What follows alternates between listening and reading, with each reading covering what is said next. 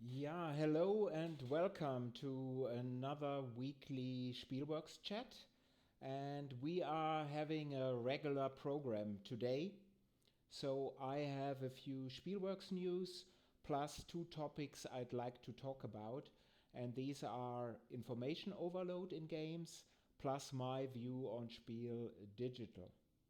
So, and if you have any questions or comments, you may, of course, please put them in the chat window, and I will try to respond later. And one note on last week's episode with Steven from Stronghold Games. You see what happens. Guest in the show, immediate retirement afterwards. So, yeah, well, it can happen. Spielworxx news. As you may know, the pre-orders for the cost have started, coupled with the 10 years of Spielworxx sale. So if you have an interest in this wonderful game, please check out my website or BGG in the US or Board Game Bliss in Canada for all the details. And there will be also a live stream of the cost using Tabletop Simulator on July 25 at 3 p.m. Eastern Time, that is 9 p.m. Central European Time. And this stream will be run by Edward from Heavy Cardboard together with a design team of the cost. So I'm really looking forward to that stream, and I will not play, but I will likely watch. So my first topic for today is information overload in quite a few recent games. And so in Corona times, I was playing, I think that was in March, I was playing Lisboa. And at its heart, Lisboa is quite a simple game with a clear structure. You play a card from your hand at one of three locations, and then different locations, and then ideally you score in the city. That is simple and very interesting. However, there is so much additional info in this game to track. So you need to watch the clergy track with its tiles. You need to take into account all these open decrees because they will modify the victory conditions. And most of the info, as I just said, is open. So a good player, he will want to constantly evaluate all these options, so thus increasing downtime in a large way. So is Lisboa a bad game? Not at all. First, of course, Vital knows how to design, and quite a few players love this Baroque style.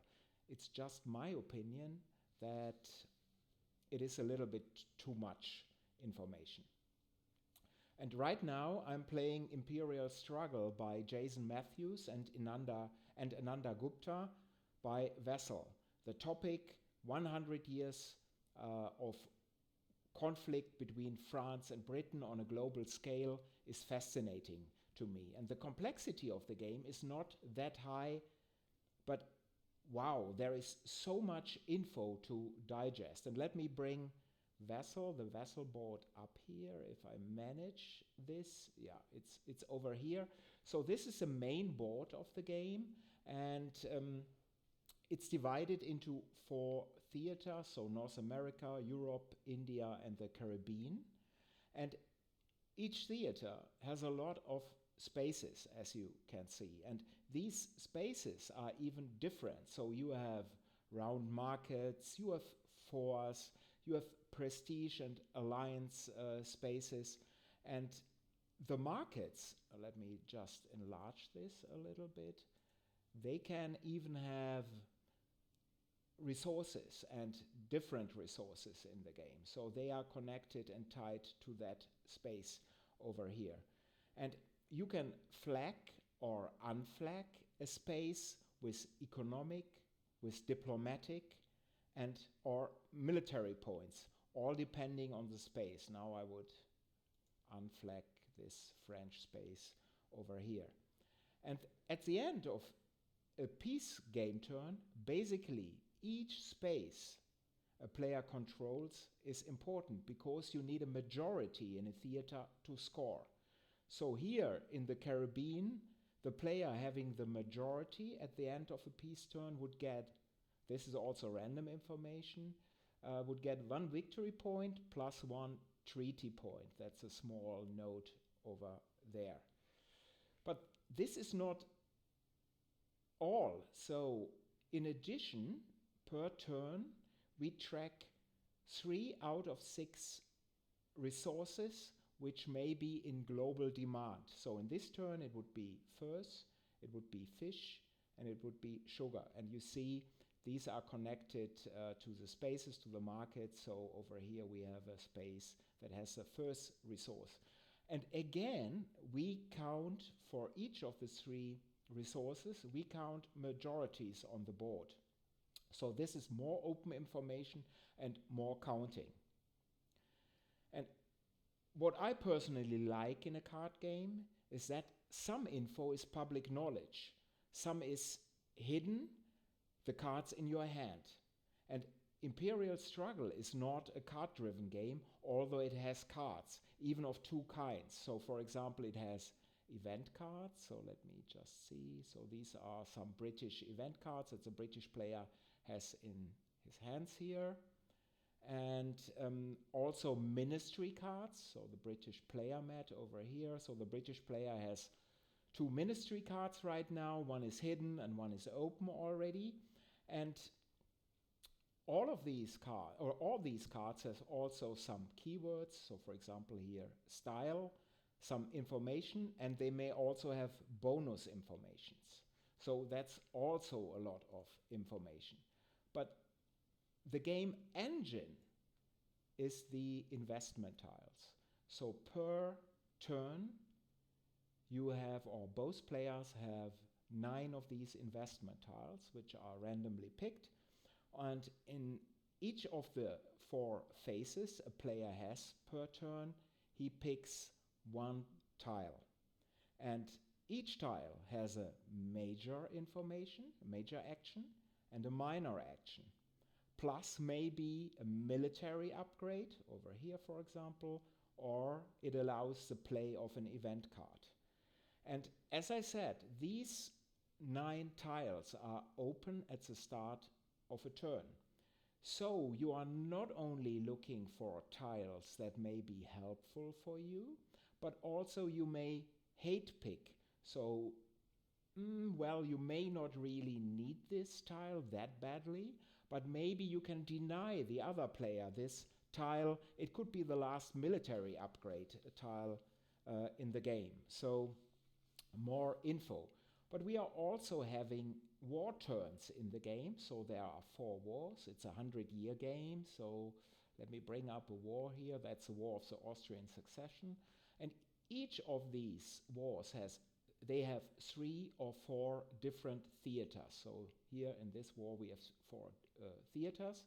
And to score each theater is also scored individually by war tiles, by bonus war tiles, plus some infos that are on the game map. So there is more counting, but at least the tiles here are hidden. So you do not know what the other player has available, which makes counting a lot more difficult. And in my opinion, Imperial Struggle is really a feast for bean counters, for players who try to digest all this info. And in my opinion, at least, in order to win, you need to count here. You need to always count how many pieces per theater you are having. And I still think Imperial Struggle is fascinating, and I will play the game for quite some time for sure.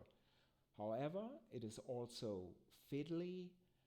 I'm not sure if it's really elegant, and definitely, in my opinion at least, it has way too much open information. And this open information and this information overload would be also nice. Information overload, it detracts from the narrative of the game, and well, could be done differently, but in my opinion, it's quite typical for recent games. And in my opinion, Jason and Ananda, what they are also, I'm not sure if they wanted to do so, but they will appeal to quite a few Euro-type gamers, because a lot of Euro-type gamers they are used to count a lot during their games.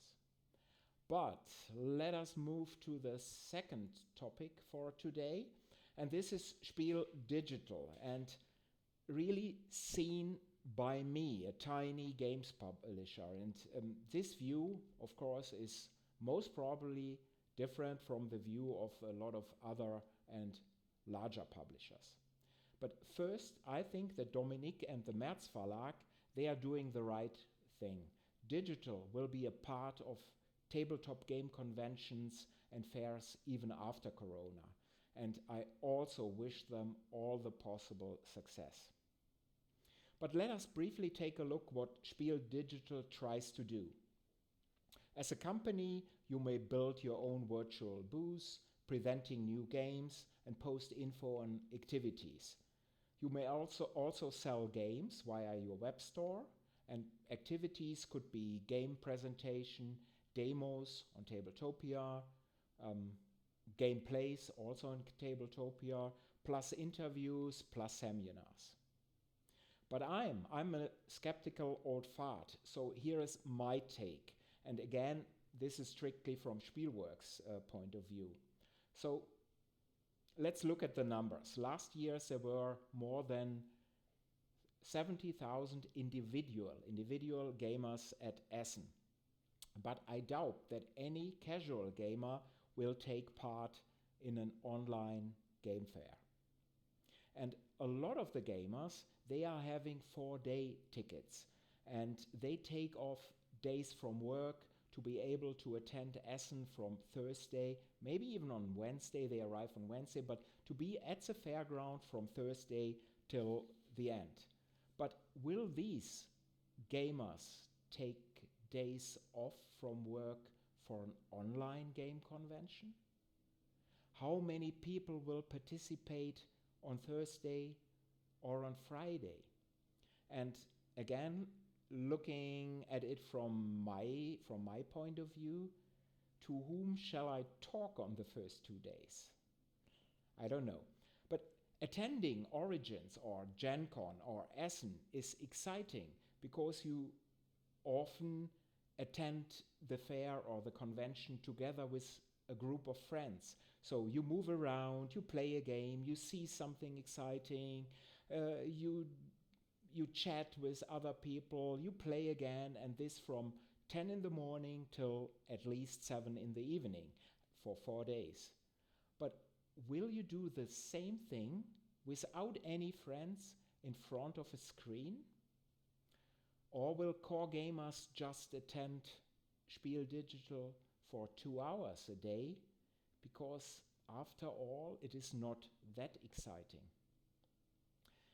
And I have a lot of overseas customers I'm meeting at Essen. But now with a time difference, 6 hours, 7 hours, 8 hours, will I be able to meet a lot of US players? I'm not sure. Game presentations. I think demos are perfectly possible via Tabletopia, as long as the servers are not crashing. But I'm very skeptical on playing via that platform. If only one player has not played on Tabletopia before, it will be a strange experience for all. Pieces will be knocked over, you cannot really track what the other players did, and gameplay will be slow. So make that very slow. And now to capitalistic points. So at Spiel Digital, a booth that has a lot of viewers will be displayed on the screen larger than a booth of a company with very few viewers, people present. And in theory, I like this, but in practice, it will help the big boys even more than at a normal fair. And of course, for a small publisher, it will be very difficult to sell their games at Spiel Digital. At a normal Essen, if there is an eager buyer, they may purchase 10 different games and at 10 different stands, buy and take them home. But buying at Spiel Digital from 10 different booths would mean that you are paying the shipping costs 10 times. So this is way too costly. And therefore, some publishers and distributors are offering small publishers their help. And they will sell games at their web store, and so you will only need to pay the shipping costs once. Nice? Yeah, well, first, of course, this publisher or distributor will take its cut. And second, a small publisher needs a sale from their web store, because in the future they want to drive people to that web store and not to the web store of the big guy. So in the end, I see the large will be only larger. So I don't like it at all. But maybe my biggest concern, and of course this is also again personal, I'm very glad that people want to engage with me at Essen, because I'm the face of the company. But this also means that I basically need to be for 4 full days in front of the screen. And I'm really not sure if I like it. Well, but recently I talked to quite a few publishers, and most mentioned, especially because the costs for a publisher are fairly low, that they will attend. And of course there's this pull effect. So if they see that company A and company B is attending, they think my company C has to be also present. And while I'm not sure if this is something for Spielworxx, I wish the März Verlag all the success. Really, I hope that Spiel Digital will be a huge success. So, but enough from me. Let me see if there are some questions, and let me scroll back here first. Some nice, yeah, well, I need to mention, mention this because the DEL, so the German National Hockey League, has been renamed, and it's really now called Penny DEL, and this is a foot discounter. So what a nice name. Well, yeah, and Stephen, the soon-to-be retired president of Stronghold Games. Yeah, you see, guest in the show, retired afterwards, but very well deserved retirement. Uli promised that you will still come to Essen for a nice pint. Yes, Stephen will be there. If there is an Essen, he will be there. There's a question: is it possible at this moment to get Imperial Struggle in Europe? I think so. I think it's available. So, or because I saw people and I know people who already have it. My game is still on the way. I ordered it. It hasn't arrived, but of course I can play already online. Yeah, and Matt is mentioning, yeah, Stephen, you retired before you could do one of his excellent games. Yeah, and there's another, yeah, Udo Graber Game Design probably has already Imperial Struggle.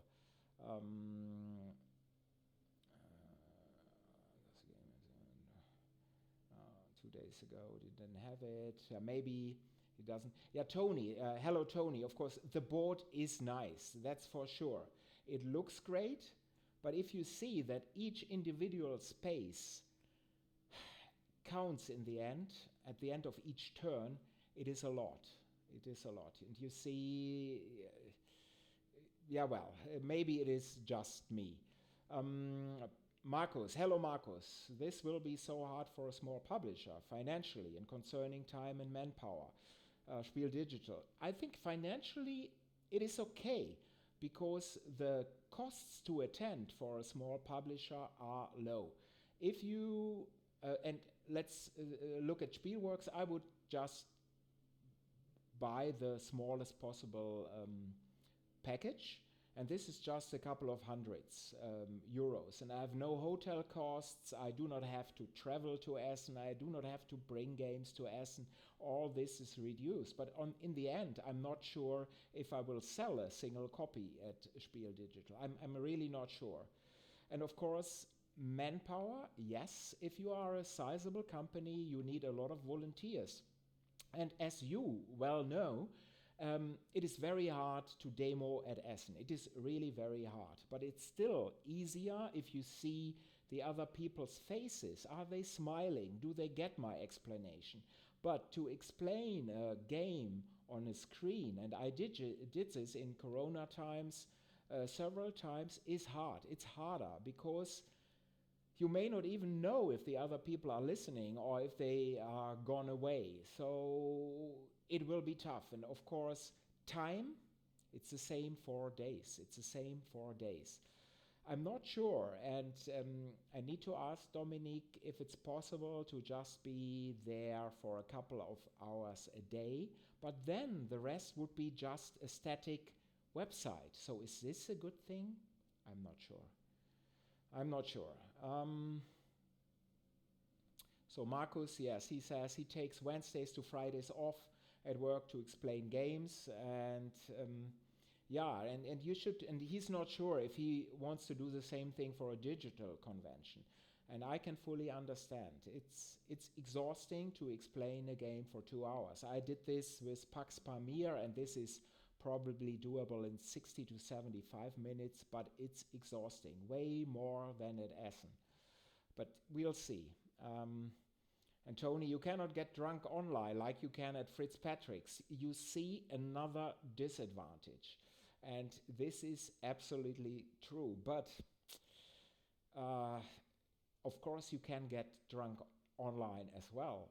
If you start in the morning at Essen, at Spiel Digital, you can be drunk at noon. So you just have to give it a try. So maybe this is the secret that we have to try to accomplish. And Matt, plus there won't be any spiral potatoes for Spiel Digital. Yeah, true. So you see, everything is different. Thanks, Tony. It would be great if there were surprises in the size of the virtual stands, but probably Asmodee will cover the entire screen. This can happen, and I just hope that Spiel Digital, that they have a maximum size for a booth, otherwise you switch on, you just see Asmodee.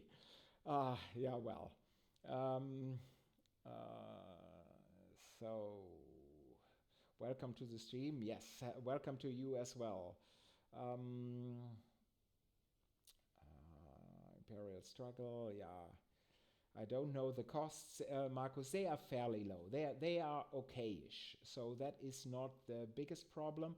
But I assume let's go, because this company name was mentioned here, Asmodee. If you look at Asmodee, to make an impression, and this is a most professional company, they need lots of volunteers, and good volunteers, English language speaking volunteers.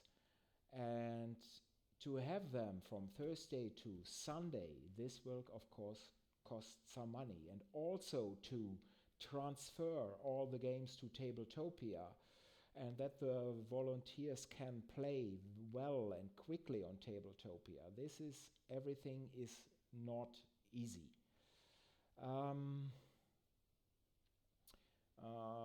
So these were the questions and my take on that. Any more comments you are having, or shall I tell you something more what I may plan to do from Spielworxx point of view? So are there any questions? Tony, of course, is saying no hotel or food fees. This will save companies a fortune, especially if you are considering that while at Nuremberg at the toy fair the hotel prices are going down, at Essen in the recent years they went up in a really big way. So you are saving, but on the other hand, you are not gaining that much. For some other companies, of course, and the Merz Verlag is offering this, you can also talk to game authors, to designers in special spots. And again, just seeing this from my point of view, I don't need this. So I have so many interesting games for the future years, and people now, because I'm like Stephen, like Tony, like some others, are in this market for a long time. We don't necessarily need to actively look for more games. We are doing this. Of course we are doing this. We would be stupid if not doing this, but a lot of designers come to us offering us stuff. So I don't need this necessarily as well. Yeah, and of course no shipping containers that you have to bring to Essen. That is all true. And the interesting thing is that, of course, you can say, well, October, this is a long time in the future. But no, it isn't. It's a very short time to make all this happen. And you have to see that the Merz Verlag has a very dedicated team, great people, but it's also a tiny company.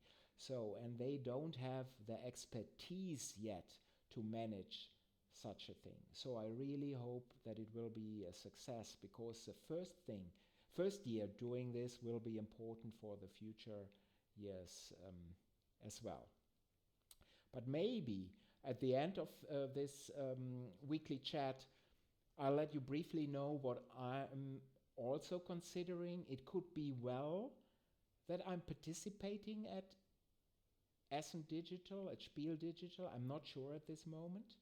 But I will probably do something like Spielworxx online in October before Essen. And of course, this will be not 4 days, otherwise I would be dead.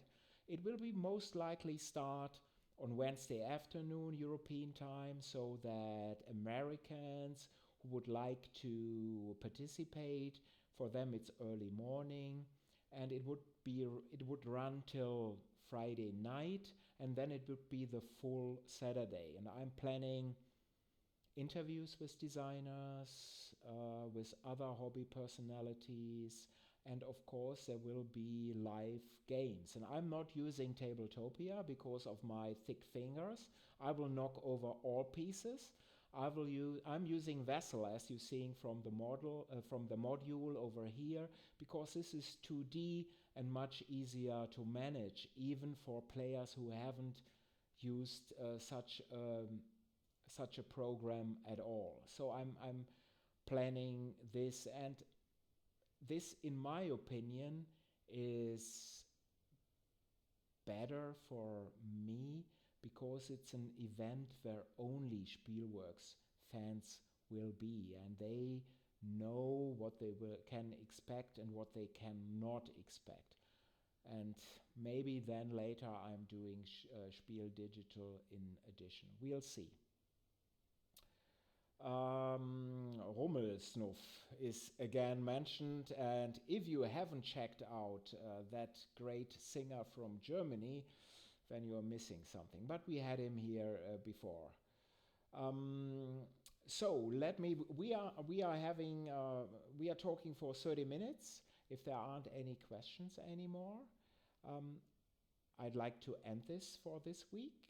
But so first, thank you for your time. But if you have a question that you would like to answer by mail already, or that I could then maybe bring up next week, please let me know. You can always reach me at uli@spielworxx.de. That is uli@spielworxx.de.